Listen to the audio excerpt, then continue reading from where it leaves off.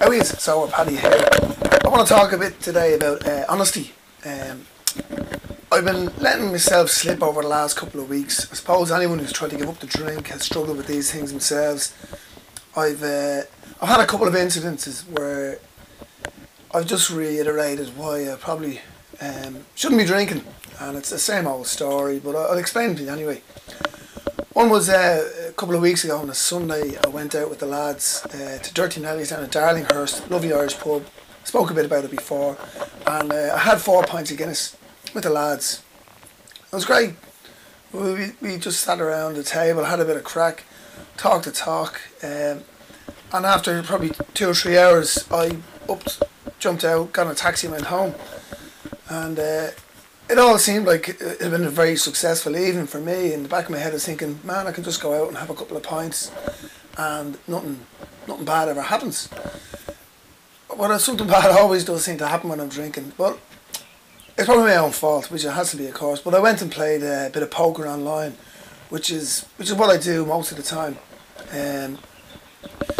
And I started playing a couple of little tournaments and got beaten, and what I did was I broke my cardinal rule, which is just when you're playing poker you don't gamble more than you should. And what I did was, when I lost a few hands, I started upping the ante and buying in for more expensive tournaments.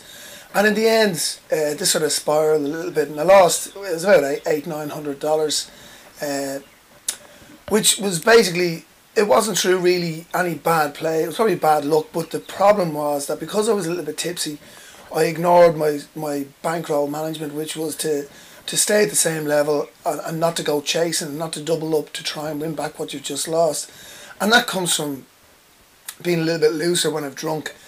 In the end, it was quite a costly, after a few pints, it cost me about $900 US, which I've won most of that back since then. But the point was that when I drank, I did loosen myself too much when I was playing poker. The other one was on last Saturday night. I'd come home from work. My missus was away, and it was about 9:45. I was in work on the Sunday morning, 9:45 on the Saturday night, and I was writing a blog. I'd had a little glass of wine because that's what I've been doing lately. I've been feeling very comfortable with having just a glass of wine, and I thought, bugger this, I'm going to go out. So I went in to see Fran Daly. He runs a bar in King's Cross in Sydney called Tonic. Went in there, and I was drinking with the other guy who owns it, and another fellow who's buying it, and a few others then all started to come in throughout the night. Well, the drink was flowing. I had a few beers, and the lads were all drinking shots of Patron tequila, Jameson 12-year-old and the rest of it. So I joined them in it, and you know, I had a great night. I went to leave at 3 o'clock because I had to get up early for work. Couldn't get a taxi, so I went back in. We had a bit of a lock-in, and by the time I'd say I got home, it would have been 4:30 or 5, and I'd be in work at 9 o'clock on Sunday morning.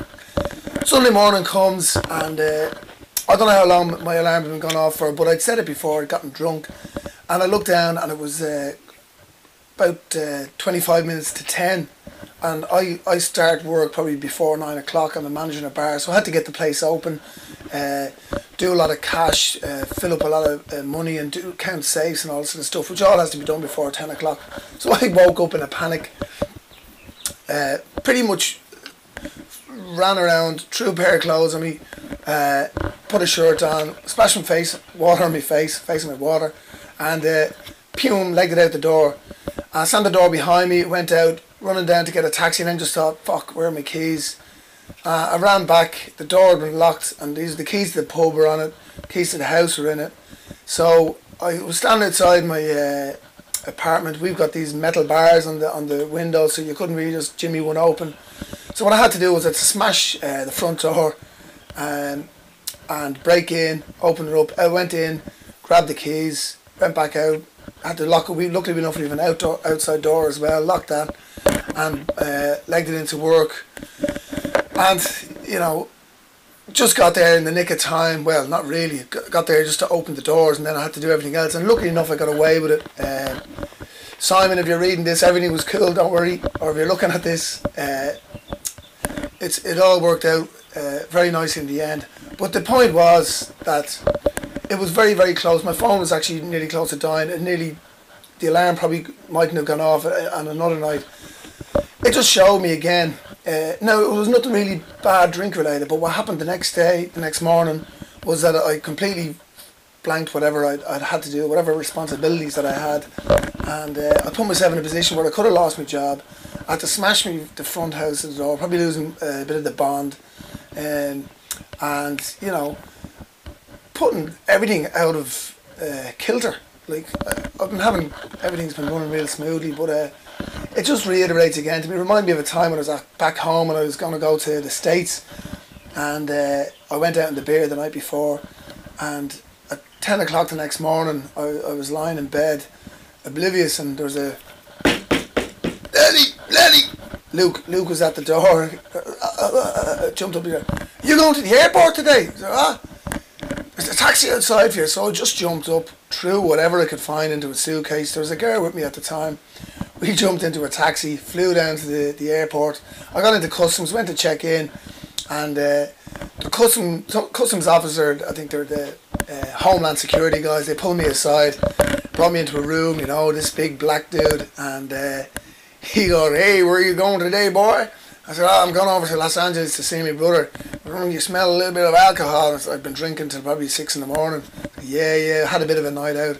So we opened up my suitcase, and I was sort of a bit embarrassed to look in it myself. But there was a pair of smelly boxers, one sock, it was a pair of shorts, somebody else's top, an old copybook that I'd written some stuff on, and no toothbrush. He said, well, you're travelling kind of lightly, sir. And I went, yeah, I am. I was like, and you know, these were the kind of things that always just sort of happened. I'd always just, you know, when you get drunk, yeah, I wouldn't care, give a damn about anything, you know, and that's the problem, you know.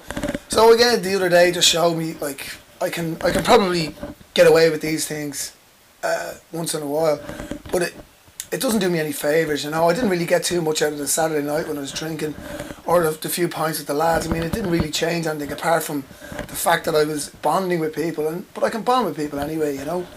So my point is today that I'm being honest with myself, that I've made a few slip-ups recently, but I'm going to get back on track now. I'm going to get a bit more thorough about it and really try and go back to being completely teetotal again. And I want to talk to a few more people about it. So I'm going to be doing a few more interesting things over the next while. I've been slacking off a little, but apologies for that. Again, thanks very much. There's a few more people who've joined in, a few emails and that coming in. I really appreciate it. It's good to be communicating with you all again. Apart from that, get up out of the bleeding pub, the lawyers, go on, get up.